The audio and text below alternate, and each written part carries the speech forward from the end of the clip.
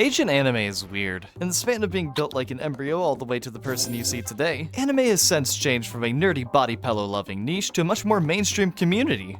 With probably more body pillows. Waifus and expandos are a big part of this, but what comes with them is arguably one of the most controversial topics of the medium. So how's it going, you beautiful sons of guns? Welcome back to Degenerates Digest, and I think it's about time we have a walk and chat.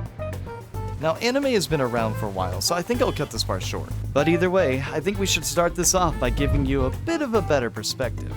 Ever since it perverted the mainstream, it's left a heavy impression on Western art, video games, and even models that you see in Vrchat, such as my own. There are a lot of different reasons people like anime as it brings so much to the table, but one particular area of interest is a term known as waifus, or of course husbando respectively. Now, I'm gonna be honest with you. Politicians wish they had a fragment of the influence these bloody 2D images have on people. Millions of dollars can quite literally fall from the sky just because one person on the art team made a very cute girl with a stabby device. And I'm no different from the masses when it comes to having my own waifu, as there is a particular not-so-stable wolf girl that makes me, moister than an oyster. Oh, hold up. Okay, let's keep going. What I'm trying to say is waifus and husbandos can mean a lot to some people, but there is one small issue. Age. Like, there are so many waifus and husbandos for you to just fawn over and enjoy, but god, some of them are completely underage by our standards. This is such an interesting topic as there's so many takes both for and against it mattering in the grand scheme of things. But I feel like many of these grossly underestimate the conversation at hand. Ultimately, the main point I'm trying to make is that age in anime is weird. Whoa, the title of the video. For a plethora of different reasons. I want to start by talking about escapism.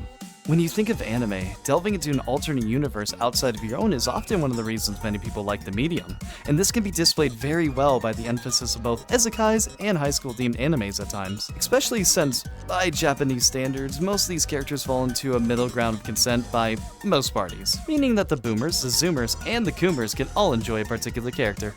But I think this does go further than just this, as anime as a medium doesn't explicitly care about the concept of age, unless stated otherwise. A good example is Marin from My Dress Up Darling, as she is an extraordinarily lovable and supportive character that anybody could enjoy having around. She is a fantastic waifu and many people love her, but critics would be very quick to point out that she is still in high school. The main rebuttal to that is, outside of the setting at hand, age isn't emphasized as a main attribute of her character whatsoever. Heck, her being a high schooler is only important to the anime during the build-up of Gojo and Marin meeting, and of course showing the fact that she does not care what other people think. Look, I'm not trying to say the fact that it doesn't matter because it's a fictional character.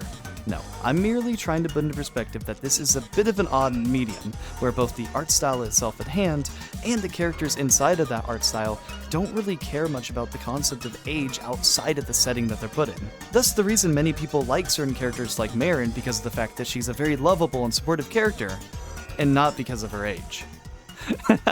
Speaking of age though, both of these are good points funnily enough for a very memed-on game, Genshin Impact. Listen, if I had $1 for every time I heard the meme of, oh, the age of consent is 18 said to a Genshin Impact player, I'd at least have a couple dollars.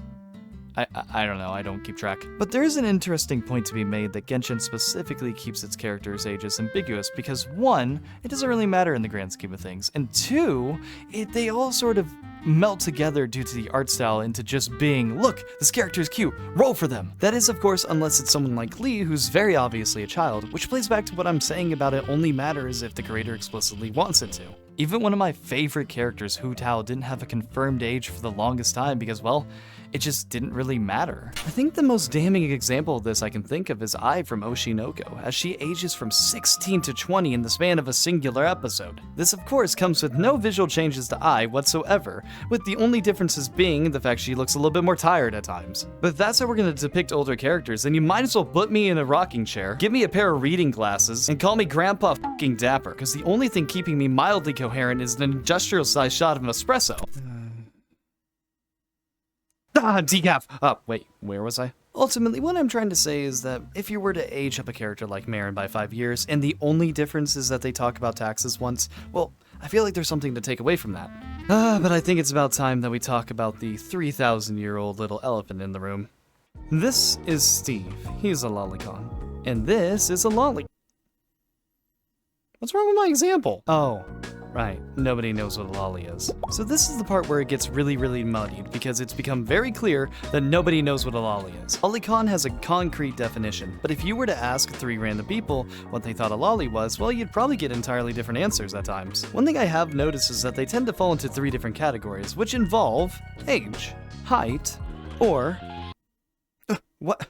Huh? I am not a fucking lolly! Oh, jokes aside, I feel like people kinda just forget that smaller people exist. Yeah, I know in the world of cheeseburgers and bald eagles, some of you are as wide as these characters are tall, but that doesn't mean that everybody is like that. I don't know, I guess a lolly is just a child, right? Wait, that doesn't add up. I mean, none of this adds up, actually. Hold on. Wait, does that mean that Oshinoko, despite not changing physically, was once considered a lolly, but then wasn't considered a lolly? And Megumin, despite, you know, not matching all definitions, does that mean that by some she's ambiguously a lolly? What even is being underage if there isn't a universal answer? Does that mean that you can also be a lolly in one country, but not in another? That doesn't make any sense. Should we use the first documented lolly, or should it change depending on modern society? Do children even exist? Maybe it's about the lollies we made along the way. Am I a lolly? Are you a lolly? Is anybody a lolly? First, lollies or lollipops? Enough!